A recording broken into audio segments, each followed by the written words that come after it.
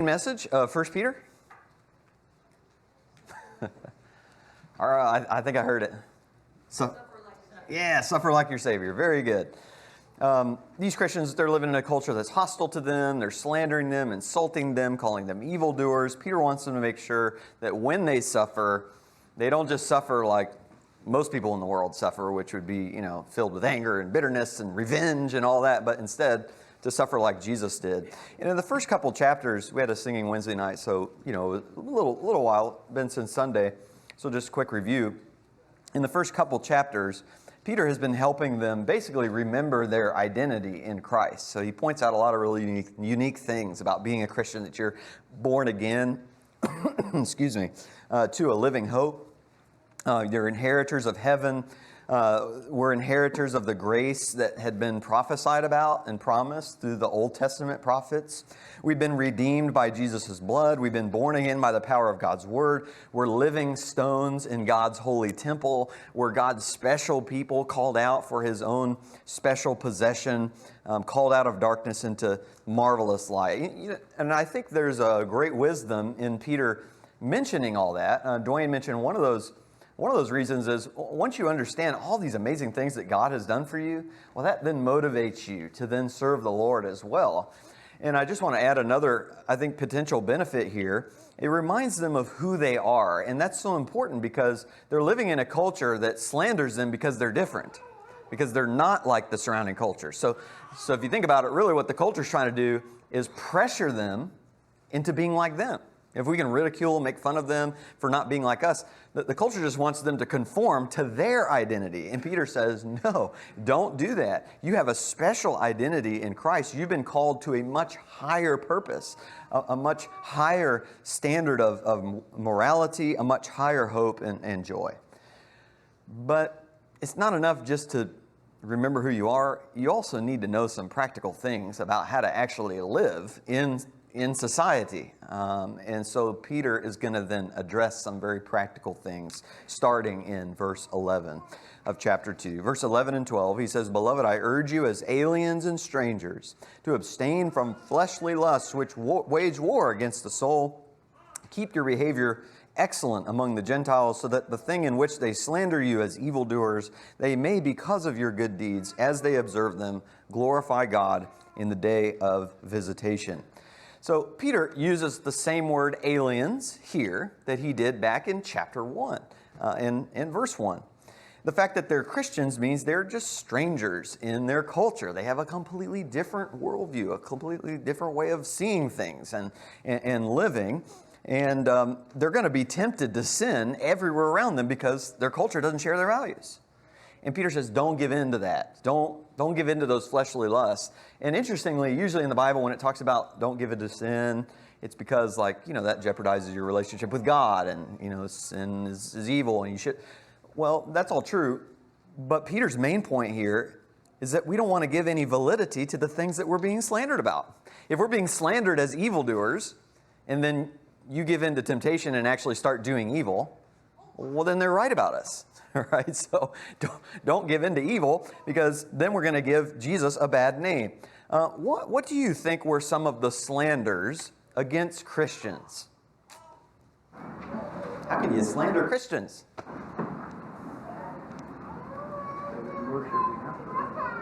Okay, yeah, they only worship one God, right? They were actually accused of being atheists in their culture because they did not worship all of the Roman gods. Rebels against the government. All right, yes, insurrectionists, rebels against the government. Remember, they were saying that the true king is not Caesar, it's Jesus. That happened in Acts chapter 17. In Thessalonica, they were infuriated because these who have upset the world have come here claiming that Jesus is the true king. I was going to say something else. Oh yeah, about that point, about the rebel thing. If it is the case that this was written around the time of Nero's persecution and the accusations that Christians started the fire in Rome, well then there's another indicator that these must be rebels. They're trying to burn down the Roman Empire. What else, Terry? Well, I forgot that word. but people who eat other people. Okay, yeah. Cannibals. Cannibals, yes. Yes. Yes, very good. They were accused of being cannibals because they serve a Savior who said in John 6, if you really want to have life, what do you need to do? You need to eat my body and drink my blood. And then that's exactly what the Christians did every Sunday for the Lord's Supper. So they were accused of sacrificing a child every Sunday and eating his body and drinking his blood. Pretty graphic. Couple more things. They were accused of incest because of these tight-knit bonds that they called these people their brothers and sisters, and yet they loved. And people thought, when they're getting together for, feasts together, that they just assumed that they were going to be the same kind of feasts that the world got involved in, with all kinds of sexual stuff going on. So these people are, engaging in sexual stuff with their brothers and sisters. So that was an accusation. Also, they were accused of breaking up the order and peace in households. Because what happens when one of the people becomes a Christian? When the wife becomes a Christian and the husband doesn't, that can really upset the natural order of things. And it's so important to understand, in Greco-Roman philosophy, order and stability in society was like key. That was a huge deal. And if anybody was disrupting the natural order of things in society, that was viewed as a very dishonorable, a very shameful, worthy of slander kind of thing. And so Peter's solution to all this is show these people that you're not a threat and that you're not an evildoer. In fact, many Christian values would actually overlap with the Greco-Roman values. And so even pagans, even Gentiles would be able to see, hey, these Christians actually, they're not really dishonorable. If they really got to see how they lived. And hopefully, they'll become Christians themselves and glorify God on the day of visitation when God comes to visit us. Well, the next time God comes to visit us, it's going to be in judgment. But their example might actually convert people. It's kind of like what Jesus says in Matthew 5:16, let your light shine before men in such a way that they may see your good works and glorify your Father who is in heaven. If you think about it, one of the greatest ways to feel less and less like a stranger and an alien here is to convert more people to the Lord. See, the more the borders of God's kingdom expand, so that as Jesus prayed that God's will be done on earth as it is in heaven, the more that becomes a reality, the less like strangers we'll feel here. So that's the ideal, is to convert as many people as possible so that we'll actually feel more at home, because we'll be with people who love the Lord. So we have to be very careful then not to be evildoers, because that just hinders the spread of the borders of God's kingdom. And we're going to feel even more estranged in our culture. So here's a thought question, maybe too early in the morning for this, I don't know. But how can the way we live our lives counteract some of the ways that we're slandered as Christians today? So maybe a good approach to answering this is think of the ways that we are slandered as Christians today, and then how can we live to counteract that and to make people change their minds about that? What do you think?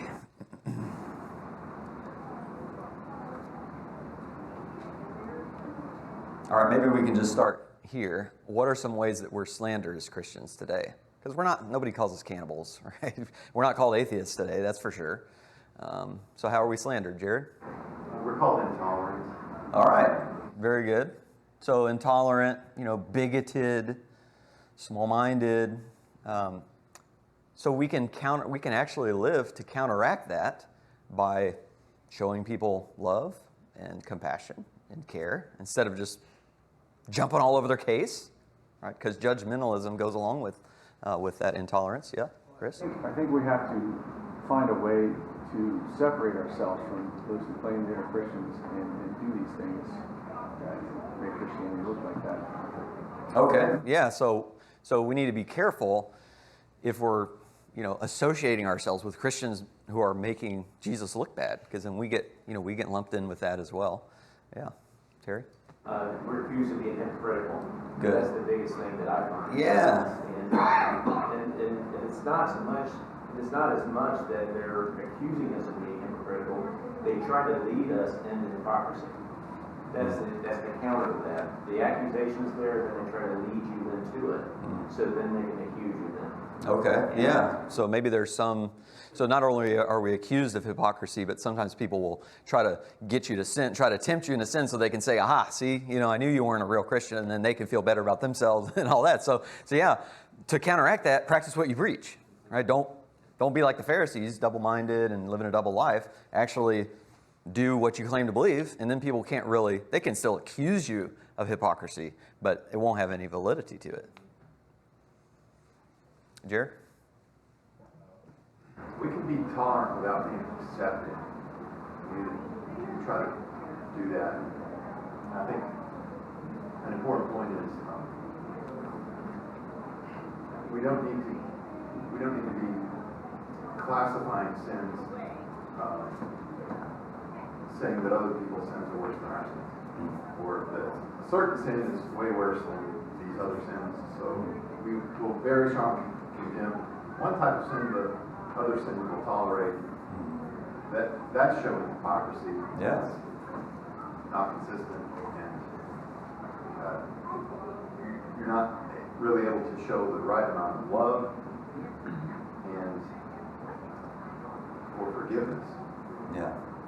Yeah, that's all really good points. You want to be consistent in what you're calling sin, and what you're kind of winking at is like, it's no big deal, and because that's definitely hypocritical. We can be forgiving, and you make a good point. I mean, we can be loving to people without necessarily affirming their lifestyle as pleasing to God, or showing that we actually think they're living right. Yeah, we need to be able to set some boundaries, but oftentimes it's just the way that we do it, the way that we go about showing people those things, picking our battles. We've talked about before.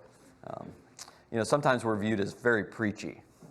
So what happens if in a conversation, we start asking people questions and actually listening, and we might ask them something very challenging, but instead of just a monologue, and I'm preaching, I'm all up in your face, I'm telling you all the things you've ever done wrong, and here's why you need Jesus and all that. I'm actually trying to gently, guide you in that direction. That's a good way to counteract those slanders. Larry? We could be slandered and people calling us hateful. If you think about it, in today's political climate, even if you share the truth in love, when it comes to some things that are going on, we're hateful people. Yeah. When actually the exact opposite is true. Sure. Yeah, we're slandered as hateful. And sometimes that's hard to get around because, like you said, even just sharing your belief about something, people can accuse you of hatred. Our culture has redefined hatred. That's the problem. So sometimes it's hard to get away from, but you can definitely make sure that you're not actually a hateful person. That's a good way to counteract it. Just one more, then we'll move on. Aren't we slandered as like morons, like adults and non-intellectuals? Check your brain at the door if you have faith.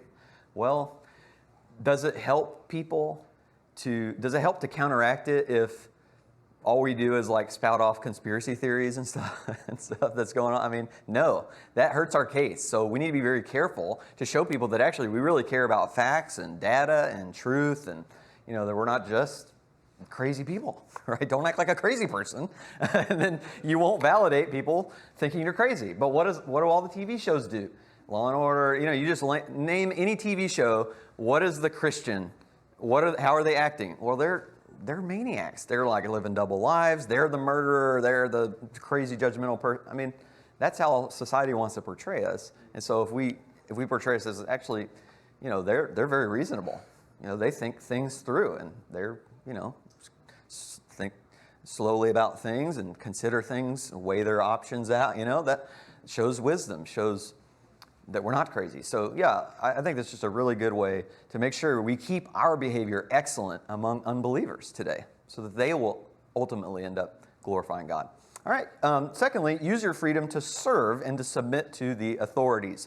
So verses 13 through 17 says, "Submit yourselves for the Lord's sake to every human institution, whether to a king as the one in authority, or to governors as sent by him for the punishment of evildoers and the praise of those who do right. For such is the will of God, that by doing right you may silence the ignorance of foolish men.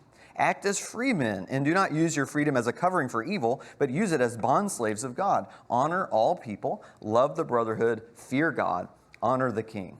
So Peter does want to make sure they have some level of appreciation for government. I mean, there may be a lot of things they don't like about the Roman government, but in general, it's meant to bring law and order to society, because if people are just committing crimes everywhere and there's no punishment for that, well, society can't function. So society can't flourish at all. So rather than resent those in power over them, Peter's actually saying to show them honor and respect and submit to them. Not necessarily because they have this great character, right? They may be all kinds of evil, all kinds of wicked. But Peter says they're still in that position, and we need to still submit and honor them.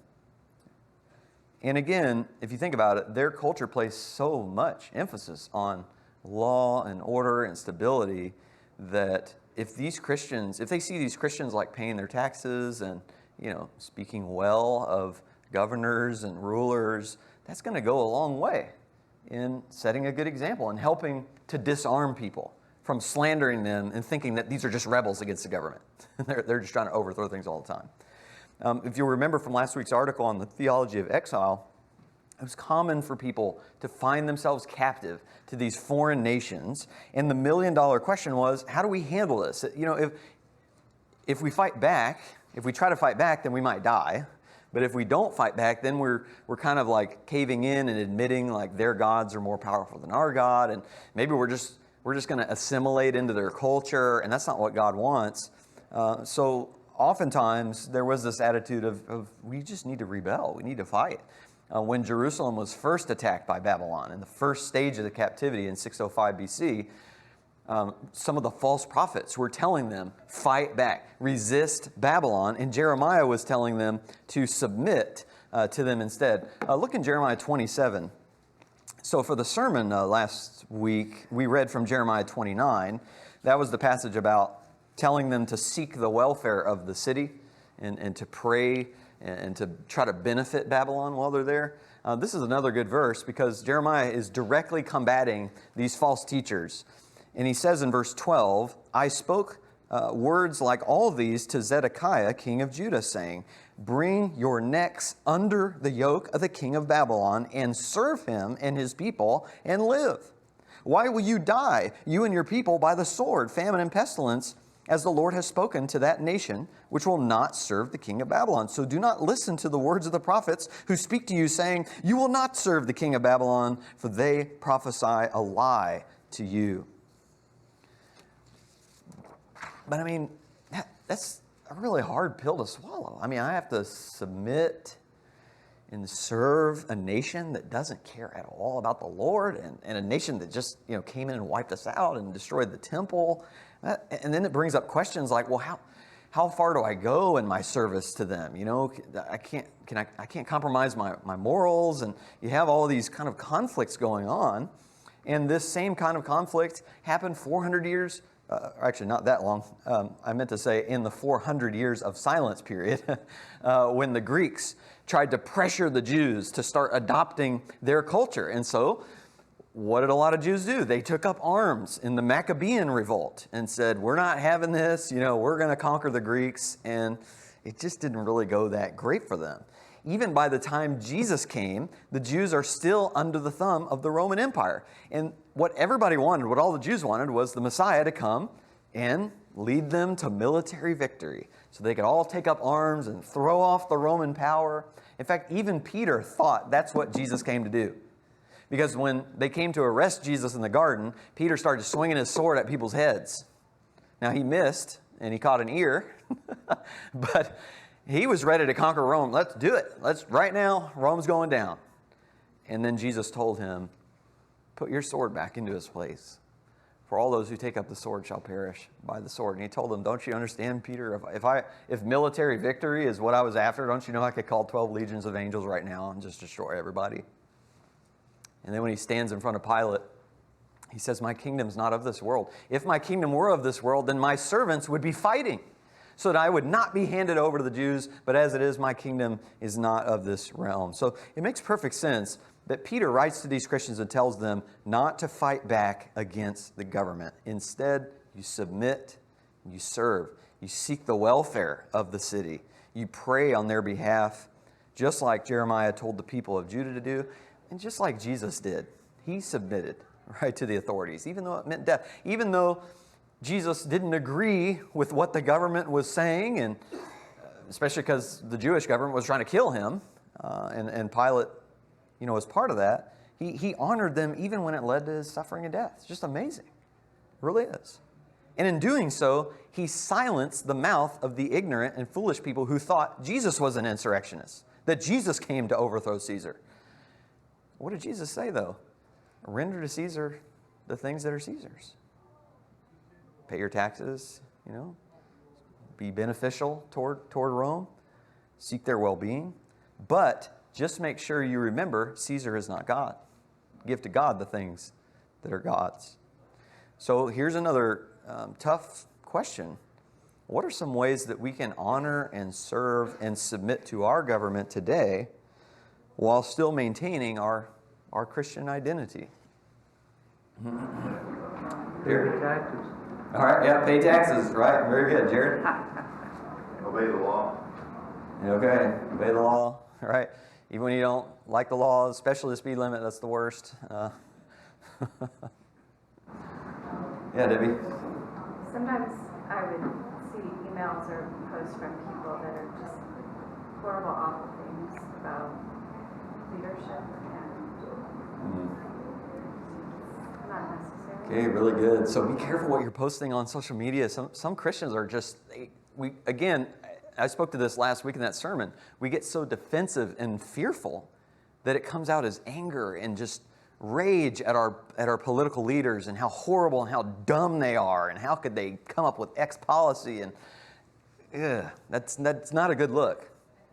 David, how he respected Saul even as he was trying to kill him. Yeah. As the king. Really good.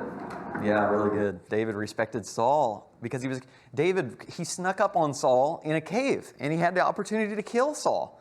And his men absolutely wanted him to do that. And David said, I can't kill the Lord's anointed. He's the king. He's a horrible person. He's very evil and wicked, and he's been trying to kill me, making my life miserable, but I'm still not going to kill him.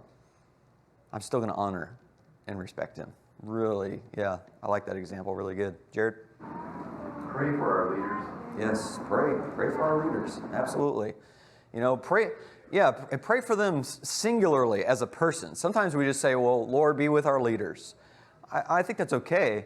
But what if you said, Lord, please be with Joe Biden. Help him to handle the pressures of this presidency when he's got so many enemies and people who hate him. And when's the last time you just prayed for an individual leader and thought, even though you disagree, even if you disagree totally with Joe Biden's policies and, he just makes you so angry, same with Trump before, no matter what side of the political aisle, you just imagine what would it be like to be in their shoes, to be president? You get like hardly any sleep and the weight of the world's on your shoulders. They need prayers. And of course, we want to pray that, they'll make laws that are conducive to freedom of religion and all that. Like that can be part of our prayer because that benefits society as well. John? Going back to what Debbie said, about sometimes you would hear, and then what you said, not knowing, or even though you may disagree for the guy, your prayer should be in a positive light. It shouldn't be, I pray for our president that he finds a bullet to his head. Yeah. Because how many times have we heard things like that when our guy doesn't get in office? Sure. Yeah. Absolutely. And when you look at that and you hear that, you're just going, really? Yeah, it's, let the Lord's will be done, all right? It's not, I'm praying that this president will do my will, So it would be nice, I get it, Chris? I was trying to find, I think it's a chapter in Romans where he even mentions that we are not to, I'm trying to remember the words, but basically not to follow our leaders in terms of our obsession. Like we're always looking to God, we're not looking to our leaders, and using humans as sort of the devices that determine how we act and operate. Yeah, definitely. Man is just breath, he's a vapor. We need to follow God. Yeah. It's not a direct answer to the question, but I just think that here in the U.S., it's probably still a lot easier to serve our government than it would be in other countries, or even some governments at the different times. Yes. Yeah. No, I think that's a good point, because it is easier to serve our government in this because we actually have a voice. You didn't have a voice in the Roman Empire. What, you think the emperor was sending out ballots to fill out and put in your mailbox? No, you had no vote on imperial orders. You just do it. Now, of course, as Christians, this is the tricky part. You do have to draw lines, right? Because if the government tells you to disobey God, well, sorry, you're out of luck. We're going to obey God, not man. So we do need to draw those lines. But yeah, it's a great point about democracy. Yeah, Marilyn. Well, I think we should pray for our leaders to follow God's law. Yeah, okay. That would solve a lot. That would, yeah. Pray for our leaders to become Christians, right? Get all the politicians, they just became Christians. That would be super helpful, And they would still need wisdom there because, we don't necessarily want a theocracy where everybody's just forced to, be a Christian or something. They would still need wisdom there. But yeah, a lot of our problems in society is people just left God and don't have any sort of moral compass. So laws become very random and kind of scary over time. All right, really good. Really appreciate all those good comments. Now he talks about slaves submitting to their masters. This is just really challenging. It's hard for us to relate to this today in our culture, but so really, I want y'all to be thinking about, even though we can't really relate to this particular situation, there are some principles here, and maybe how can we use some of these principles in our own lives. Verse 18, servants, be submissive to your masters with all respect, not only to those who are good and gentle, but also to those who are unreasonable. For this finds favor, if for the sake of conscience toward God, a person bears up under sorrows when suffering unjustly. For what credit is there if when you sin and are harshly treated, you endure it with patience? But when you do what is right and suffer for it, you patiently endure it. This finds favor with God. So it's kind of a smooth transition to servants here, because actually he just called us all servants back in verse 16, that we're all bond slaves of God, that he is ultimately our master. So it's not just household servants that serve, we do as well. We talked a lot about slavery back in our Colossians and our Philemon class, so we won't talk a whole lot about it. But remember, slavery back then, it was not based on race. Slaves also held all kinds of positions in society. They weren't just workers out in the field or in the mines. Some of them were, for sure. But, they were also just normal, what we would call white-collar positions, accountants and secretaries and doctors even. But unfortunately, slaves were still viewed as objects, not really people with the dignity of a human being. And unfortunately, many masters were just horribly cruel to their slaves. Really, really evil. And what Peter's telling them is, obey them anyway, despite their evil character. That's really hard. And he's saying, if you get punished, if they do punish you, make sure it's not for good reason. Make sure you didn't actually do something to deserve being punished. Interesting. This is something I recently learned, that in Greco-Roman culture, household codes were very common. So people talking about how husbands and wives and slaves should act, because they believed that the household was the basic building block of society. So there was a lot of talk about that. But here's the unique thing about the New Testament, is that none of those household codes of the Greco-Romans ever addressed slaves or wives directly. They only ever addressed the husbands. So they talked about the husbands and how wives and slaves and husbands should act, but only to the husbands. The New Testament actually says, you slaves, you wives, directly addresses them, which is amazing, because even just that direct address affords them with a level of dignity and honor that the rest of their culture did not give them. Peter's treating slaves like human beings with their own volition and their own feelings and their own free will agency. And what's more, he actually calls their suffering unjust, which is also an amazing thing to say in their culture, because there was no such thing as injustice when it came to slaves. If something bad happened to a slave, like nobody ever cried out, well, that's just unjust. That was unheard of. But Peter actually says, yes, because you are one of God's special people. You're a human being made in God's image. It is very possible for you to experience injustice. And here's how you as a slave can react to that and respond to that. And if the slaves said, well, my master, he's just not a nice person, he's just evil, and he beats me for no reason and stuff. Well, I'm just not going to serve him. I'm going to run away. I'm going to fight against him with violence. Well, what does that do? That just gives validity to the slanders against Christians, that we're just here to upset the household order. And so he tells them to endure. And I think that it's really key, it's important to understand, Peter is not telling these slaves to participate in evil and obey their masters, even if their masters tell them to do something evil. I don't think that's what he's saying. I think that's so important to understand. He's telling them to obey their masters even despite their character. Don't just obey those masters that have good character. Obey them even when they're evil. And here's why I bring this up, because this is a very, very sensitive passage today. This passage generates more, ire and fury even than the slave passages in Colossians and Ephesians, specifically because of the subject of sexual abuse by masters. In the first century, that happened a lot, and also, sadly, in our own country, in America's history of slavery, that happened a lot.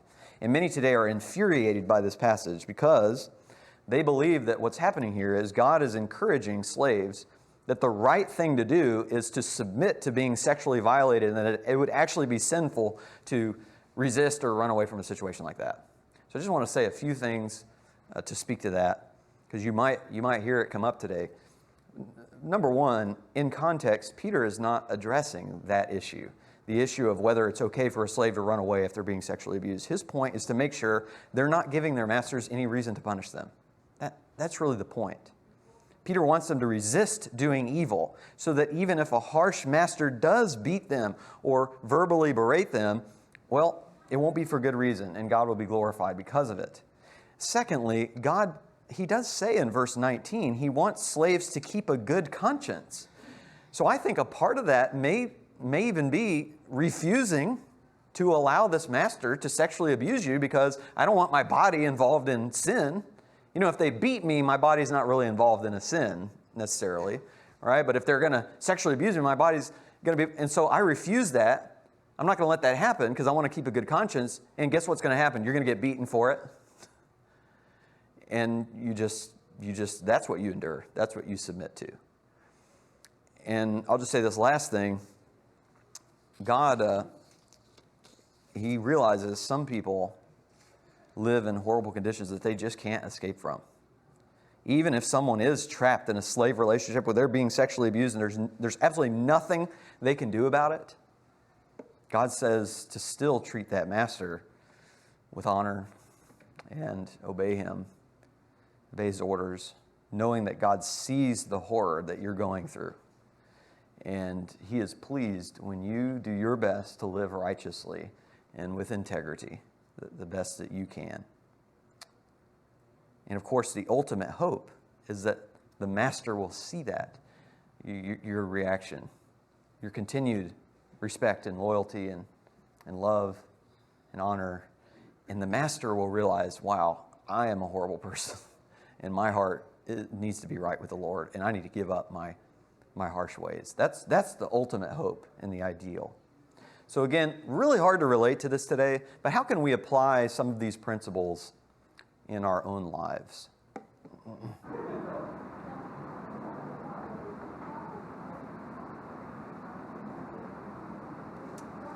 I think it would be most commonly like in an employer situation. Many years ago when I worked in dentistry, I had a doctor who wanted me to submit a claim with a false date. And I said, I'm sorry, I just won't do it. And he applied a lot of pressure. And I said, well, if it's my job, then take my job. But I just won't do it. Because I just refused to do something that was wrong. And inevitably, he saw my way. but you have to have that give and take, and the more that you show what's right, the more they're gonna see that, and people don't have to submit to the wrongdoing. So Yeah, no, that's really good. And you know, I'm glad that when you stood up for what was right, your employer kind of saw it your way, but that could have made your job miserable. That employer from that time on could have just, you could have suffered a lot because of that. You could have lost your job, but that's exactly what Peter's saying, that we need to be willing. Yeah, see, and that ends up happening too. People end up respecting you for that. You end up being an amazing light for Jesus in that situation. Yeah. Somebody else have a hand? I thought I saw. I do want to make one quick comment. When I said that, you know, if a master were to sexually abuse you, your body would be involved in sin. I mean that as there is a difference, of course, between that and a beating. But I don't mean to say that God would somehow hold you accountable on the day of judgment if your master is sexually abusing you. I don't mean to say that. I do mean to say that, you know, I'm going to be as a Christian, much more likely to resist you and try to keep that sexual abuse from happening, because that's something more sinful than me just getting beaten. But either way, it's a horrible situation. It's just terrible. And that's why it's hard to swallow. And Peter then transitions to Jesus and says Jesus knows exactly what it's like to be a slave who's abused, got his flesh ripped off his body and stuck on a cross with nails and treated like trash. Jesus knows exactly what that's like. And that's where he's transitioning. So, all right, well, we'll move on for time there. But I do think we should think about that in our own lives. And that's where Peter goes here. We covered this in the Lord's Supper, so we won't be long here. But again, lest any slave in a horrible position think that God doesn't understand. No, he does understand. He knows exactly what it's like, because Jesus, again, he came as that suffering servant, allowed himself to be beaten and cruelly treated, total injustice. And now he's calling on us to take up our cross and to bear the sins of others in our body, and to do it the right way, so that hopefully they'll glorify God and it'll bring healing. Basically, suffer like your Savior is what he's saying in these verses. Any comments or questions on 21 to 25? I hate to not give you any opportunity to speak on those 4 verses, if you had something.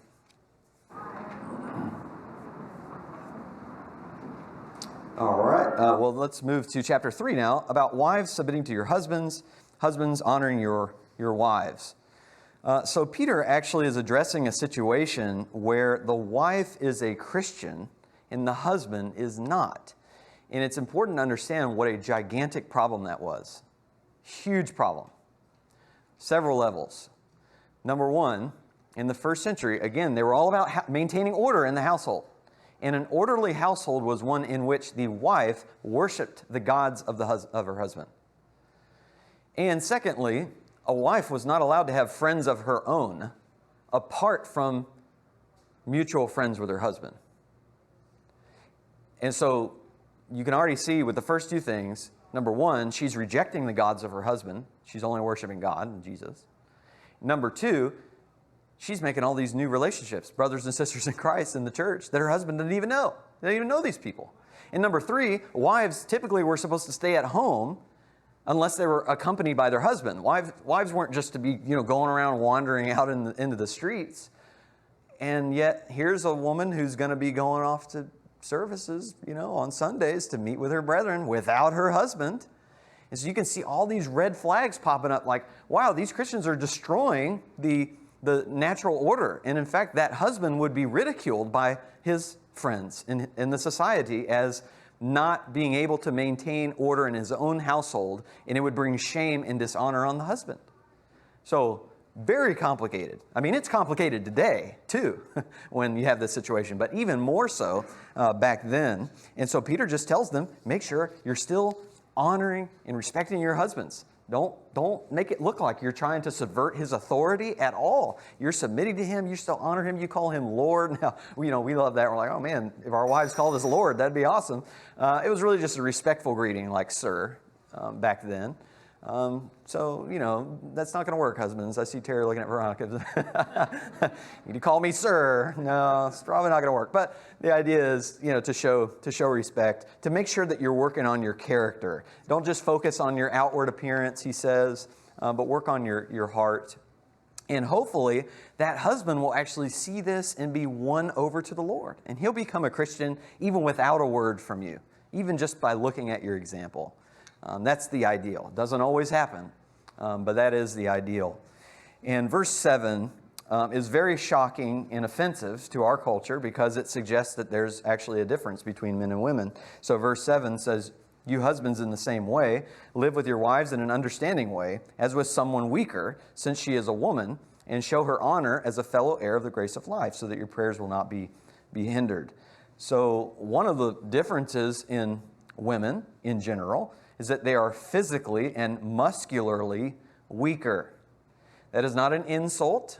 That is just a reality. This is why in professional sports we do not have women competing against men, and why this whole controversy about men who think they're women thinking they can, join in with the women's sports. Because even if you're a man and you think that you're a woman, you are still biologically advantaged, and it's not fair for you to compete against women. Now, and I'll recognize there are bodybuilding women, right? Much stronger than I am. Yeah, it killed me in arm wrestling for sure. But put a bodybuilding woman up against a bodybuilding man. Just look at them, and the difference is obvious there. It's just biology. And so sadly, because men are physically stronger, Peter recognizes, husbands, you need to not abuse that position of strength. Don't be intimidating her, right? Don't use your strength. Don't use violence against her, but instead be understanding, be gentle, treat her with honor. Another general difference is that women are more in tune with their emotions, which is actually a really great thing. That's a great strength when you're talking about relationships. But that can also come with it the idea that they're going to be generally, more emotionally sensitive, and they're going to pick up on things that we don't as men, and they need to be handled with care and compassion. So I brought this out because this is really what men are like. We're like these Yeti mugs, and you can just like toss us around and then just throw, and or you can be rough with us, and it's fine. It won't be that big of a deal. But women are more like fine china, right? Just maybe a beautiful glass vase, and you want to be fragile and gentle with them, to not harm them in any way. And in fact, God is so serious about the way husbands treat their wives that if you mistreat your wife, God will ignore your prayers. A lot of times we want to know, how can I have a better prayer life? And we think about, what are some good things I can say in prayer? How can I address the Lord? What are some good topics to discuss? Well, one of the great ways to improve your prayer life is make sure you're treating your spouse right. Sometimes we miss that one. We might have all the words great, but we're treating our spouse like trash, and God's saying, no, talk to the hand. Jay thought I was going to say that, so I went ahead and said it. Let me just sum up like Peter does. Basically, have these qualities about you. Be harmonious, sympathetic, brotherly, so that ultimately the culture will see it's actually a blessing, because Christians are just great citizens. And interesting, Debbie brought David up. He quotes from Psalm 34, which is from David when he was a sojourner and a stranger in fear for his life on the run from Saul. And yet, in Psalm 34, it's all about him trusting in the Lord, refusing to speak evil of his enemies, refusing to do evil, like kill Saul in that cave, and maintaining his righteous fear of the Lord. So Psalm 34, it goes perfectly with 1 Peter. Last 30 seconds, comments or questions from any of you all? Any protests from the wives on the weaker passage? That was tough. Notice how I sped through that. Yeah, Anna? One thing too is that it was different in the past, but in decision making, things like that, the husband shouldn't just do it, but have conversation with his wife and come to conclusions together. Same thing with London or anything like that. Yeah, really good. Yeah, don't just run roughshod and over your wife. And when it says that she's a weaker vessel, that word vessel, it's used as like a container or an instrument. So don't take from that passage as saying that wives have weaker character. No, that's not it. Or weaker, they're just weaker intellectually or weaker emotionally. That's not the point. It's about the fragileness compared to the strength and the roughness of men that can, historically, let's face it, who are the ones that are abused. by the power of the men. Women are. So Peter says, don't do that. You'd be in huge trouble with the Lord. All right, thanks so much. I appreciate it very much.